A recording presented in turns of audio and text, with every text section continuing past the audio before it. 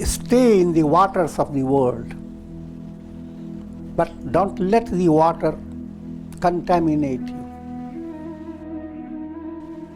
Even though you may feel that you are in despair, that it's not possible for you. But if you have done sadhana in a sustained manner, your sat sankalpa has not failed.